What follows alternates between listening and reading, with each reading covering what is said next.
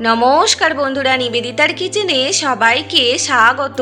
বন্ধুরা, আপনারা সকলেই কেমন আছেন? আশা করি খুব ভালো আছেন।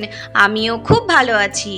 আমি আপনাদের কাছে আজকে নিয়ে চলে এসেছি এক ইউনিক রেসিপি, যার নাম হচ্ছে চালমগজ ও নারকেল বাটা দিয়ে এঁচোড় চিংড়ি রেসিপি। বন্ধুরা, আমি আমার মতো করে বানিয়েছি এই এঁচোড় চিংড়ি।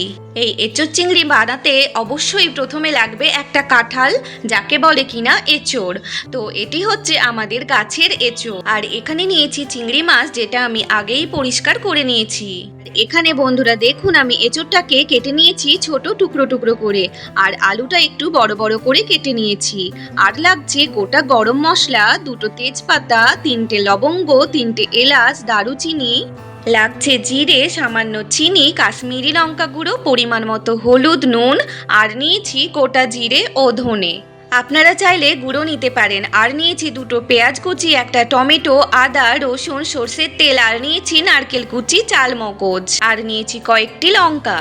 এবার গোটা জিরে, ধনে, লঙ্কা, আদা, রসুন, দারুচিনি, এলাচ, টমেটো, পেঁয়াজ এগুলো একসঙ্গে পেস্ট করে নেব।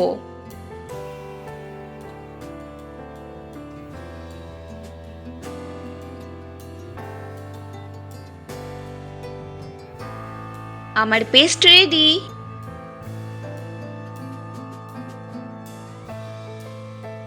এবার ওভেনে কড়াতে তেল বসিয়ে অল্প নুন ছিটিয়ে দিলাম। এবার আমি চিংড়ি মাছগুলো ভেজে নেব।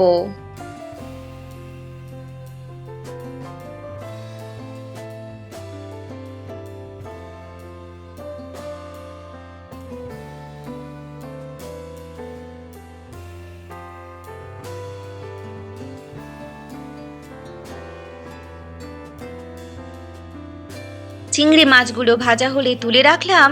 এবার কড়াতে আবারও তেল দিয়ে এঁচোড় ও আলুটা দিয়ে পরিমাণ মতো হলুদ, নুন দিয়ে এঁচোড়গুলো ভালো মতো ভেজে নেব। তবে এঁচোড় আর আলুটা যাতে ভালোভাবে সিদ্ধ হয়ে যায়, সেই জন্য ঢাকা দিয়ে দিয়ে ভাজবো। বন্ধুরা, আপনাদের সকলের জন্য রইল আমার অসংখ্য ধন্যবাদ ও অনেক ভালোবাসা। বন্ধুরা, আপনারা আমার পুরো ভিডিওটি না টেনে দেখবেন। ভালো লাগলে লাইক, শেয়ার, সাবস্ক্রাইব করে দেবেন এবং পাশে থাকা বেল আইকনটি প্রেস করবেন। আমার চ্যানেলের অল নোটিফিকেশন আপনারা পেয়ে যাবেন। বন্ধুরা, আপনারা সকলেই আমার পাশে থাকবেন। আপনাদের মতো সুন্দর সুন্দর বন্ধুদের অনেক ভালোবাসা পাবো।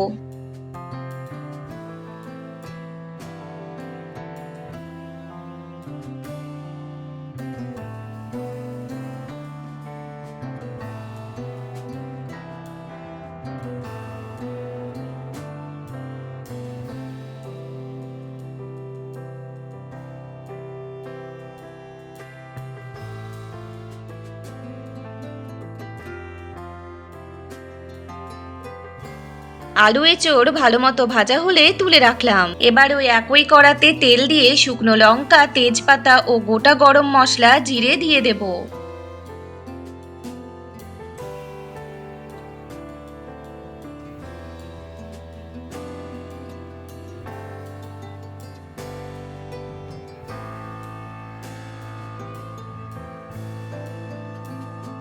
এবার কিছুক্ষণ নেড়ে চেড়ে তাতে পেঁয়াজ কুচি দিয়ে চিনিটা দিয়ে দেব কালার ও স্বাদের।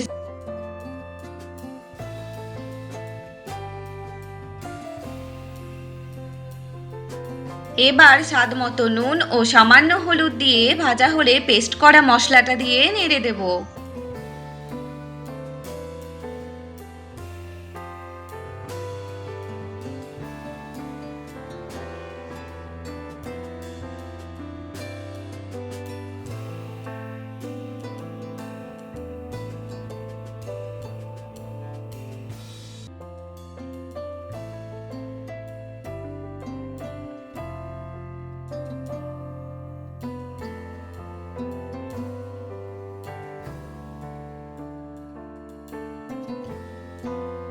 এবার এই মশলাতে পরিমাণ মতো হলুদ, লঙ্কা গুঁড়ো, নুন দিয়ে অল্প কষে নেব।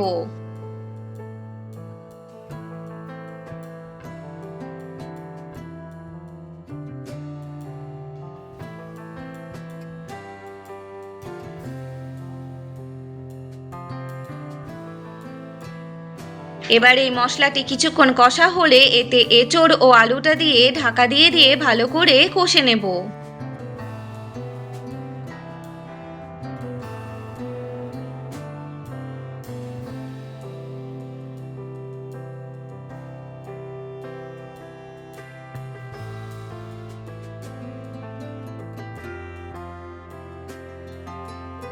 আবারও কিছুক্ষণ এঁচোড় আর আলু মশলার সঙ্গে কষা হলে এতে যে চাল মগজ ও নারকেল বাটা পেস্ট করে রেখেছি তা দিয়ে আবারও ভালো করে কষে নেব।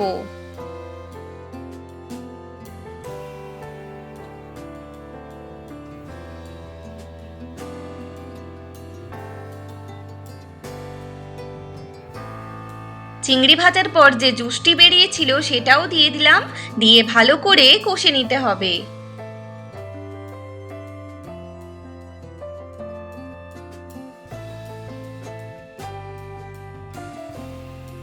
এবার চিংড়ি মাছ ভাজাগুলো দিয়ে নেড়ে ঢাকা দিয়ে ভালো করে কষে নিতে হবে।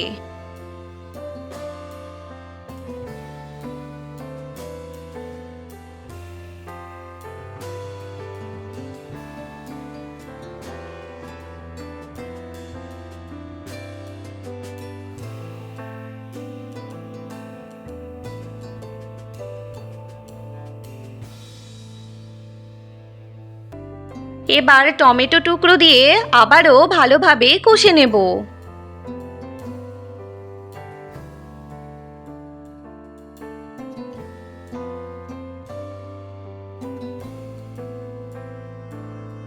দেখুন বন্ধুরা, কষা হয়ে গিয়েছে। এবার এতে সামান্য জল দিয়ে নেড়ে চেড়ে ঢাকা দিয়ে আবারও ভালো করে কষে নেব।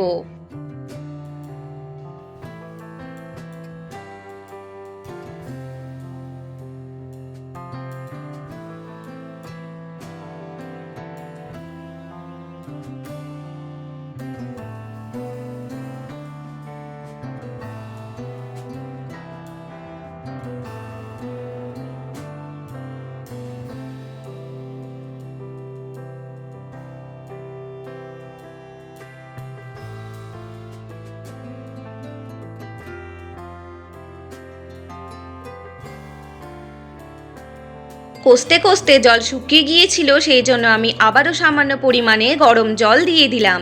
এবার আমি দিয়ে দিচ্ছি গরম মশলা গুঁড়ো। তারপরে আমি এবার ঢাকা দিয়ে কিছুক্ষণ হতে দেব।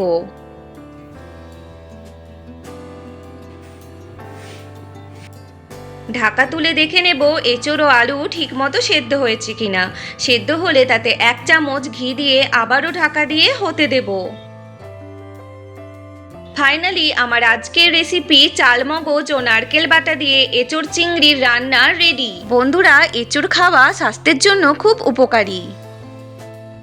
বন্ধুরা, আপনারা কমেন্টে জানাবেন আমার আজকের রেসিপিটি আপনাদের কেমন লেগেছে।